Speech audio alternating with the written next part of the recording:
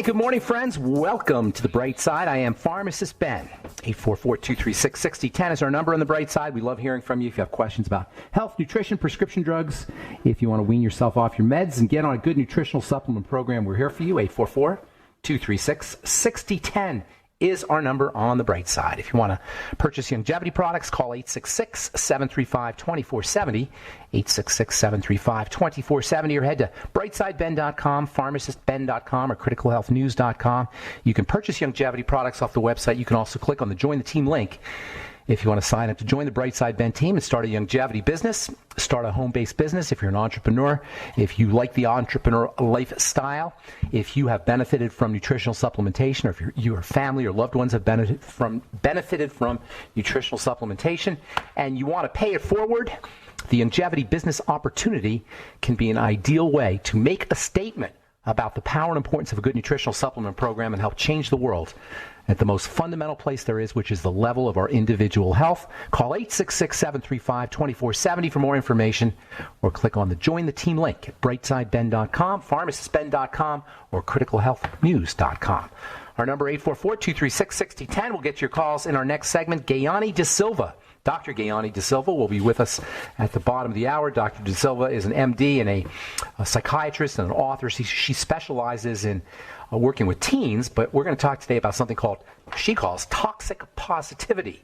An incident describes in her book, in her post, as an insincere positivity that leads to harm, needless suffering, or misunderstanding.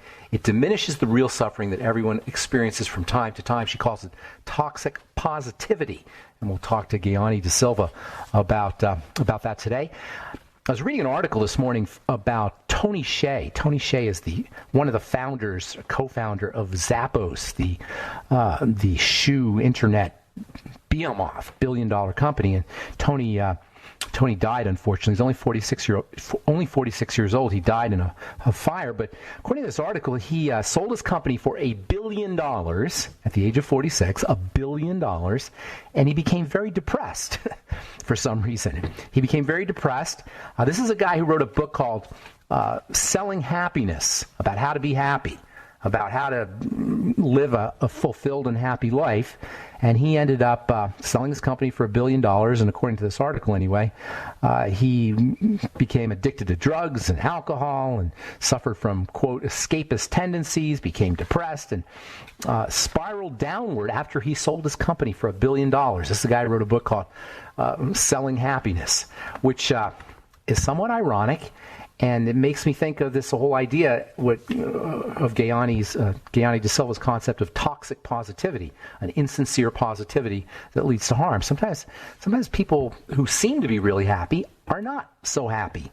Sometimes people who tell other people how to be happy are not so happy themselves. And how ironic is it that a guy could sell his company for $1 billion and subsequent to the sale, after the sale, have his life fall apart in terms of a quote, downward spiral and depression and escapist tendencies and drug and alcohol abuse. Found that story very interesting. This came off of from the journal Tech. The death of Zappos' Tony Hsieh, a spiral of alcohol, drugs, and extreme behavior. All right. We have been talking about the fat metabolism system and nutrition and how to support how our body handles fats.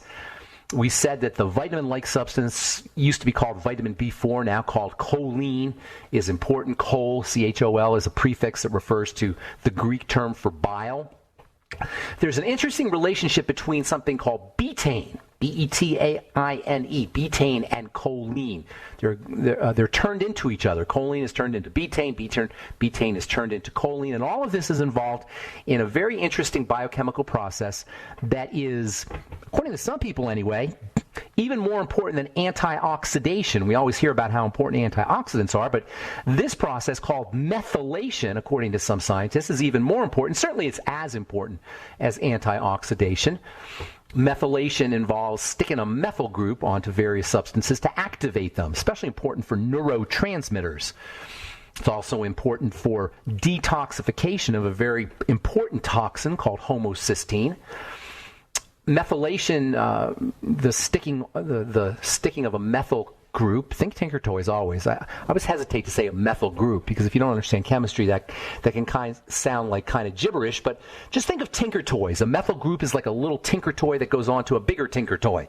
And by putting that Tinker Toy, this methyl Tinker Toy, onto the big Tinker Toy, you can change the nature of various molecules, and this process is called methylation. And it's a very important process. You may have heard of something called SAMe. SAMe was all the rage maybe in the late 90s. Actually, the 1990s is when I first heard about SAMe. It became popular as an antidepressant because neurotransmitters require SAMe for methylation activation. SAMe is still very important, but you don't hear as much about it these days.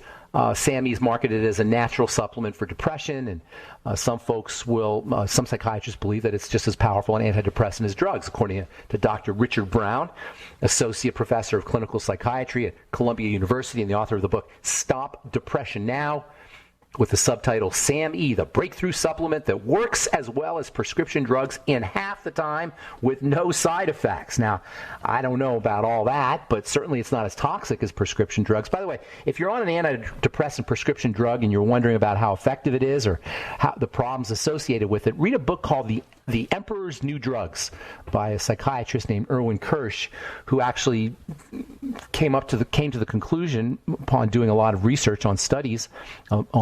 He did a meta study on various studies, a study of studies, that is, and he found that antidepressants don't work any better than placebo. It's an interesting book, whether you agree with him or not. He does make some very interesting points. In any case, according to Dr. Richard Brown, SAMe works just as well as prescription drugs in half the time, works just as well as prescription antidepressants in half the time. It's a little bit of a pricey nutritional supplement, but in addition to being an antidepressant or having antidepressant properties, it's a methylating agent, and it can help support methylation. Now, if you had an MTHFR deficiency diagnosis, methylation is what you want to be focusing on. The problem with MTHFR deficiencies is you don't methylate. It doesn't mean, by the way, and I know I've said it before, but it's worth saying again, it's not a genetic curse if you have an MTHFR deficiency. The way practitioners will make it sound is like, oh, it's in your genes and you're stuck with it. And no, that's not true at all. Methylation and the MTHFR enzyme is tied to general health. So if you have an MTHFR reductase deficiency or MTHFR deficiency, it's about your health. It's not about your genes. It means you got to start focusing on things like your thyroid and your blood sugar system and your digestive system, and I call that the triangle of disease. As always, focus on the triangle of disease. All right, I'm Pharmacist Ben. 844-236-6010 is our number. We've got Dr. Gayani De Silva coming up the bottom of the hour. We'll get your calls next segment. We'll be back with more good health information on the bright side right after this.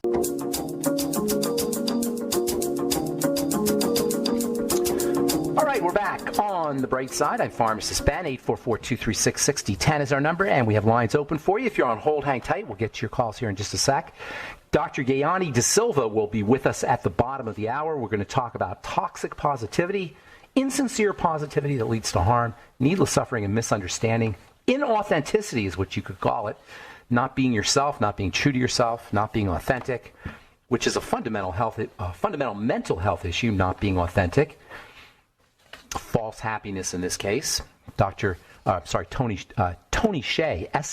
Hsieh. Tony Hsieh was the founder of Zappos, co-founder of Zappos. Before he co-founded Zappos, he sold it for $1 billion in August.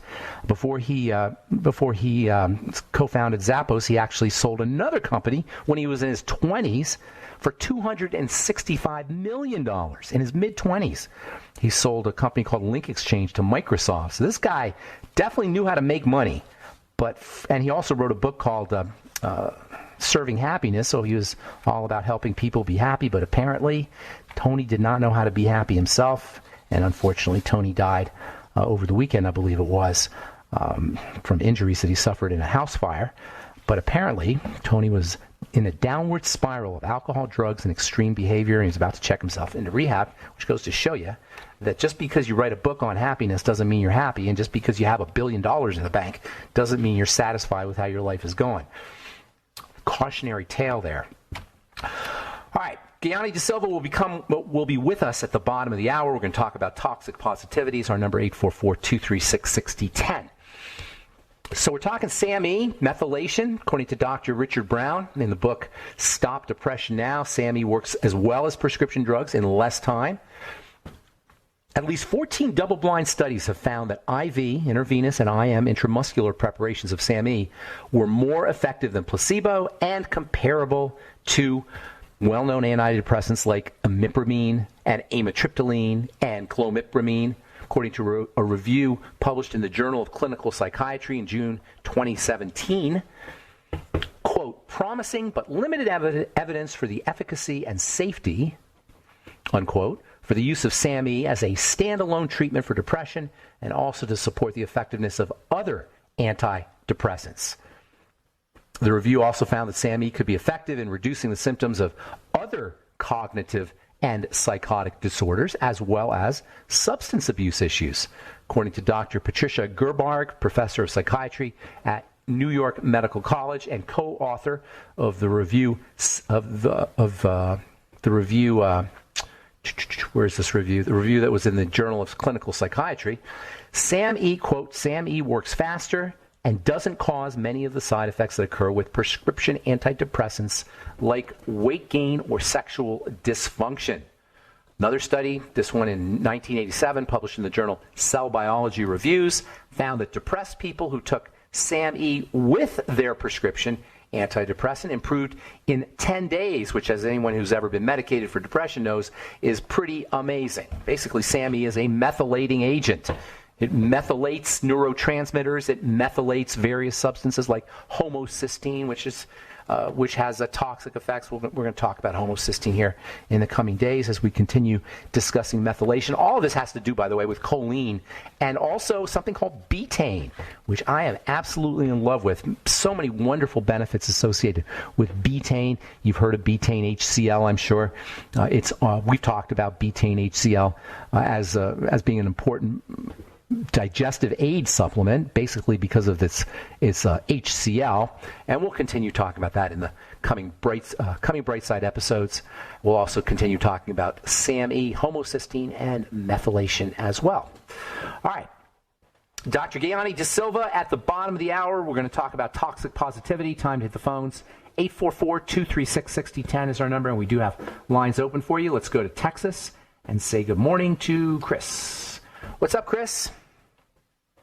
Hey, one of my favorite guests that you ever had, Ben, you had this dentist named Dr. Ellie Phillips. Oh, yeah. She's wonderful. Incredible. Because she actually told the truth about fluoride, that fluoride is not necessarily bad. Fluoride is good for damaged teeth. But, why should we have it in our water, right? Why are we treating our water with iodine? Because that's what we need, right? And we get fluoride in our toothpaste anyway, right? Yeah. I think fluoride, and by the way, on your toothpaste it says do not swallow because the fluoride is toxic. I think fluoride in the water is one of the great underappreciated health issues of our time. How the heck can anybody with half a brain think it's okay to drink that stuff on a regular basis, all in the name of keeping your teeth strong? It's absurd to me. But wait, before you let me go, the thing that I really liked about Dr. Phillips is that she told how that it's very important that sodium fluoride is much more beneficial than stannous fluoride. I think that's really critical, really important. Fluoride should not, in my opinion, fluoride should not be ingested on a regular basis and without controls. When you put fluoride in tap water, stannous or sodium, when you put it in tap water, how do you control how much is taken in? Sodium fluoride is a drug. It's a prescription drug. 2.2 comes in a dose of 2.2 milligrams, and you take it like once a day or something for a short period of time. How the heck can you control the dosage when you put it in water? And by the way, when you put it in water, it's also going to be in orange juice. It's also going to be in soda. It's also going to be in lemonade. It's also going to be in anything that's made with tap water. It's also going to be in baked goods that are made with tap water. Do you understand what I'm saying? It's not just the fluoride that you're drinking. Think about all the ways we get water. Go ahead. It's a pesticide. It's in foods too. It's a pesticide. It's in foods too. Raisins. Yeah. It's crazy. It's a freaking pesticide. It is so absurd, and it's just. it's emblematic of how ignorant our healthcare, how ignorant we are as a culture, that we accept this, not just us as individuals, as citizens, excuse me, but healthcare professionals. And we're going to take advice from these people how to deal with a viral infection. We're going to actually believe them when they tell us a vaccine is okay. These are the same people that think it's okay to put fluoride in the water. Yes, go ahead. I'm sorry. But wait, before you let me go, I want to tell you this woman named Dr. Ellie Phillips. I know Dr. Really Phillips. what you were talking about. Okay, this woman is really cool. Okay, she's super cool. I want to hit it right there. Okay, I have to get a hold of her. I got to figure out how to get a hold of her. Do you know how to get a hold of her?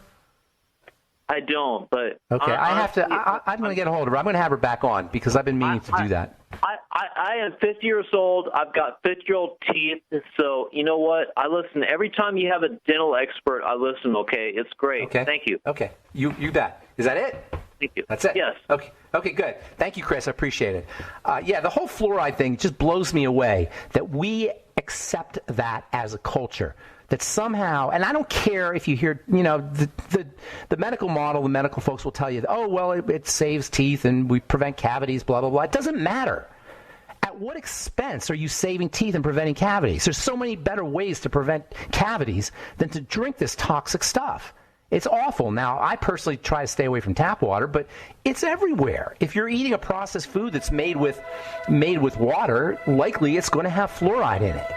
So it's everywhere, and it cannot help but have health impacts, especially, by the way, mental health impacts, because there's a very important relationship between fluoride and the brain. All right, I'm Pharmacist Ben, 844-236. Oh, never mind. Cross that. We've got Gayani De Silva coming up in our next segment, author of A Psychiatrist's Guide, Helping Parents Reach Their Depressed Tween. We're going to talk toxic positivity with Dr. Gayani De Silva.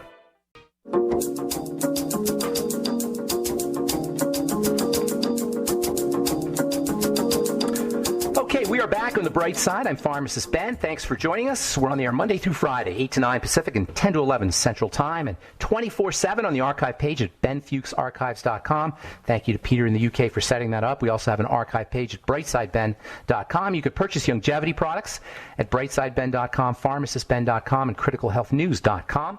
You can also sign up to join the Brightside Ben team off the websites. We've got news stories, blog posts, videos, lots of good health information at brightsideben.com, pharmacistben.com, and criticalhealthnews.com. And don't forget to take a peek at our Truth Skin Health products at truthtreatments.com. Never any preservatives, fragrances, fillers, waxes, emulsifiers, water, silicone, vegetable oil, nothing your skin doesn't need or doesn't want in any of our Truth Skin Health products, all formulated in my compounding pharmacy for wound healing. Wound healing and healing in general equals beauty, and that's the missing link in skincare. If your skin health product, your skincare product doesn't help heal your skin, it isn't going to help beautify your skin either. And you can check out our over 1,400 4- and 5-star reviews at truthreviewed.com. Products at truthtreatments.com. We've got Christmas specials coming up, truthtreatments.com, and our reviews are all at truthreviewed.com. Okay, I'm looking forward to speaking to our guest. Dr. Gayani De Silva is an expert on teen mental health. She's the author of A Psychiatrist's Guide, helping parents reach their depressed tween. We're going to talk to Dr. De Silva about toxic positivity. Please welcome to the bright side, Dr. Gayani De Silva. Hey, Dr. De Silva. Thank you so much for having me on. Yes, good morning. Yes, I love talking to you, and I was very excited about our last conversation, so I'm excited to talk to you again today. So this morning I was doing some research on to do our interview today, and I was reading about toxic positivity, and then I read another article about Tony Hsieh, who is one of the founders of Zappos. Tony sold his first company for $200 million plus, his second company for $1 billion. He was in his 40s, and after he sold his company, and he's also the author of a book called Delivering Happiness, basically a self-help book about happiness, and he ended up being depressed and spiraling out of control and being addicted to drugs and alcohol, and unfortunately Tony died in a fire over the weekend. And it just made me think that sometimes when people say they're happy or when people teach you how to be happy, they don't necessarily know it themselves. Tell us a little bit about what you mean by toxic positivity, and how can we suss it out when we see it or when we hear it? Oh, that's such a great example. So toxic positivity is Actually, it's fake positivity that people try to push on others, and it causes harm. It actually causes people to feel guilty, feel bad, and it's not real. It's not a sincere kind of positivity, because positivity and being happy takes a lot of hard work. It's not just saying these platitudes of, look at things in a bright way or look at things from a positive perspective. It's actually taking a look at what's real, being mindful and being true and sincere about your situation, but not getting too riled up about it. So it's saying, okay, I have this amount of debt, and really putting a value to that, not being vague about, I have a lot of debt, but to say, I have $13,366 worth of debt, and then coming up with a plan to take care of it. That's actually real positive ways of looking at your problems, instead of saying, I have all this debt. Okay, I'm just going to think that everything's going to be fine and I don't have to worry about it anymore, and being very vague about it. It's really being specific about what's going on with me, what do I like about my life, what do I not like about my life, and what is working, what's not working, what am I struggling with, what am I just enjoying, and then taking a look at those struggles from a very real and realistic perspective, and taking it apart and saying, okay, I'm struggling with this. Why am I struggling with this? How can I address this struggle or address this situation, this circumstance, and come out having resolved it? And sometimes it takes a lot of help to do that, right? So we can use social media in a helpful way. We can say, hey, I'm struggling with XYZ, and can I get some support for this? Can you guys help me with some concrete people or resources that I can use to help me get out of this situation, instead of saying, hey, throw me some platitudes and tell me to just, look at the glass as half full instead of half empty. Well, it might be half empty because you've drank half of it, right? So we can just look at things from a realistic perspective. So plan versus platitude. Plan gives you real happiness. When you have a plan, you get real happiness or real satisfaction. When you have platitude, it's fake happiness. Is that what I'm hearing you say? So that's exactly what I'm saying. So the plan, and then acting out the plan in a methodical way, in a really mindful way, in a hopeful way, gives you true happiness. It's so sad, actually, to see Mr. Shea and Kate Spade, Robin Williams, all these people who have died and who have suffered so much, who seem to be at the pinnacle of success. Right? We all strive to be successful, thinking that's going to give us happiness, and that's not really what gives us happiness. It's more the journey. It's more how we take each step every day, and we do it with a realistic attitude, with perspective, with support and love, and loving ourselves and accepting that we might be challenged, that we might struggle, and not being afraid of that struggle or feeling like if we are struggling, it's a bad thing. We have so many judgments. We have so many, I should be doing this, I should be doing that, I shouldn't be doing this, I shouldn't be struggling so much. But that's not true. Actually, life is a lot of struggle, and anything that we want to do takes a lot of work, it takes a lot of effort, and it does take challenges, and it does take some struggle to resolve any kind of situation that we might be going through. Do you think that's why self-help has such a bad name or a bad reputation? Is because it's it's so much platitude? It seems like self-help, yes, sometimes self-help takes things and simplifies it too much and just tells you to do X, Y, Z in order to solve your problem. But really, it takes much, much more than that. It takes a lot of understanding of the problem, of what brought us to this problem or this situation, and then addressing each of those steps in an open, in an accepting, tolerant, compassionate kind of way, and then understanding that, this might take some time to resolve. So I was reading today, the Gallup poll came out with this poll on Americans' mental health. And the headline here is Americans' mental health ratings sink to a new low. Obviously, with all the stuff that's going on today in terms of COVID and coronavirus and lockdowns and all the stuff that's happening, what's a step-by-step plan to help people deal with this with all the stuff that's going on today? Okay, yes. So COVID has really thrown us into this whole situation, right? That is completely new, and it's challenging, and it's stressful, and it's creating a lot of problems for most of us, right? Or if not all of us, some kind of problem. So the way to look at it, excuse me, sorry, is not to wait and see until things go back to normal, because normal is never normal. Everything's always changing. Do you think things were never, like we think things used to be perfect before COVID, but we still had our problems before COVID. We still had other problems. That's right. This is just another problem. It's not like it's something hugely different from problems that people had before, right? That's right. It's a problem that we all are facing in some way or, and so what we need to do really is think about. Doc, we got to take a break, Doc. Hang on to that thought and go get some water.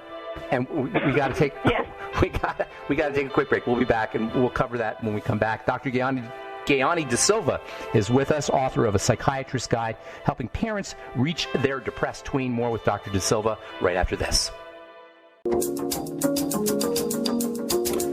Okay, we are back on the bright side talking to Dr. Gayani De Silva, author of A Psychiatrist's Guide, helping parents reach their depressed tween.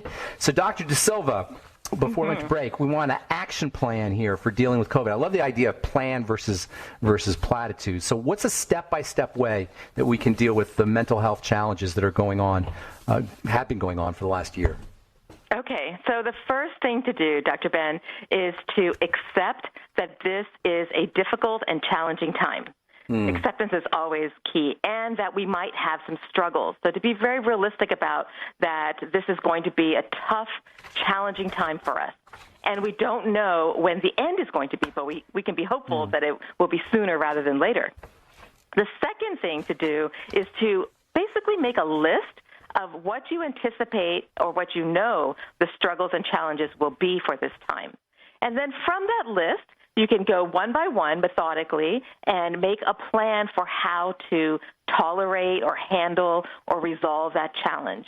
And then the next thing is to act on it, right? To enact your plan and to move forward. All along, and at the basis of all of this, the foundational thing is to have some self-awareness of your emotions and to really put some effort into regulating your emotions so that you're not reacting from that emotional base, from that fear base, or from that anxiety base, or sadness base, or resentment, or bitterness, but that you have a clear idea that you might have those feelings, but that you address it and put it aside as you enact your plan. So the plan really should be enacted in a realistic, pragmatic, hopeful, methodical kind of way. How does regulate your emotions? How does that compare with like ignoring your emotions or avoiding your emotions?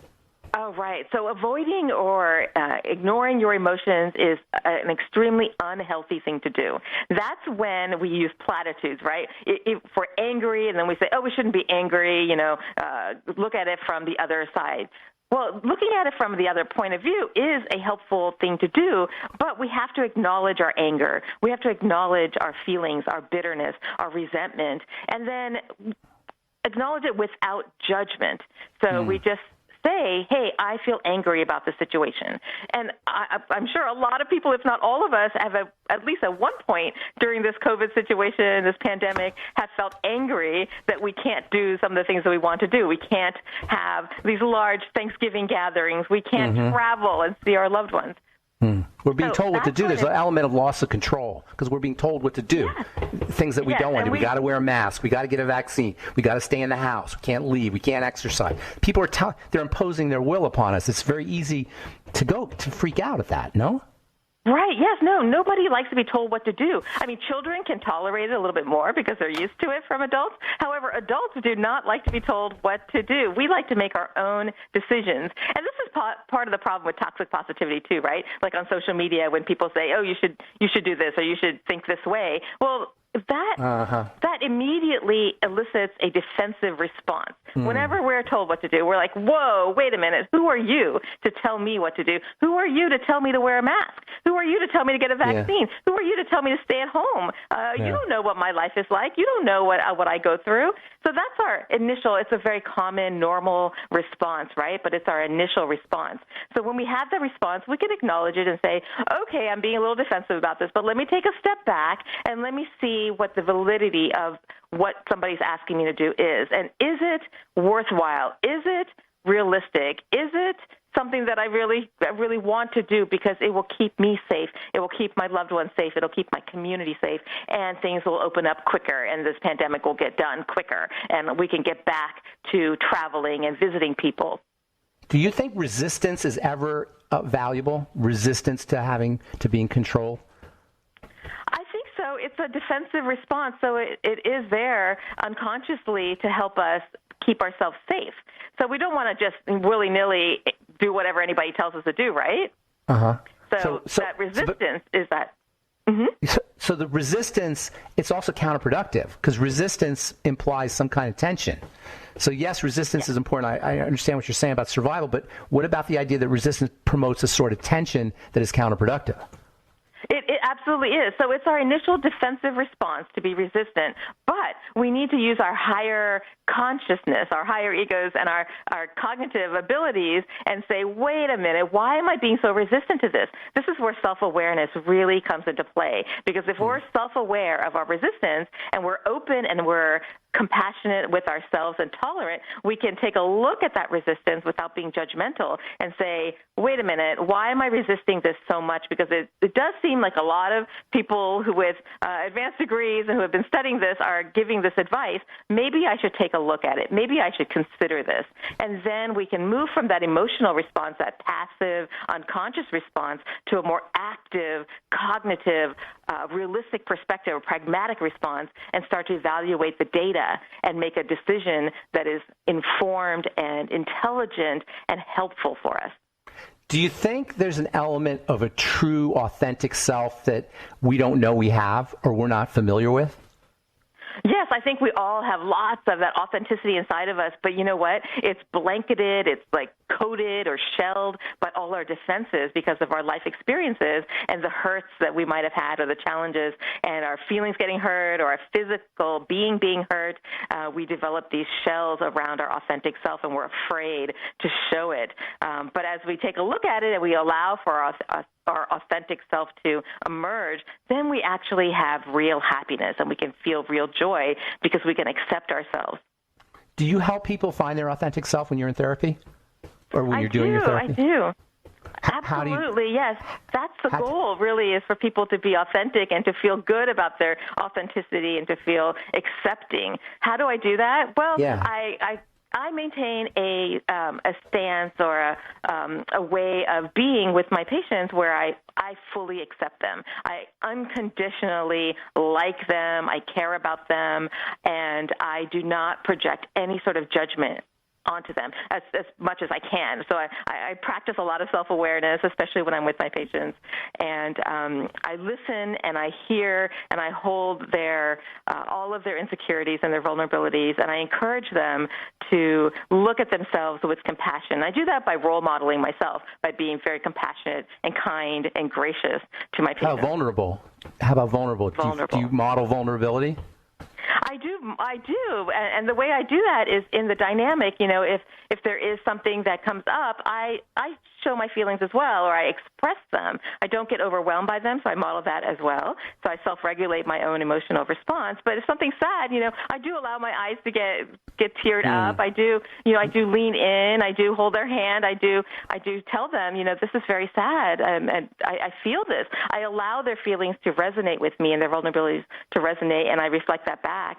And, I find that people really need a lot of support and reassurance that even though they're being vulnerable, they're not weak.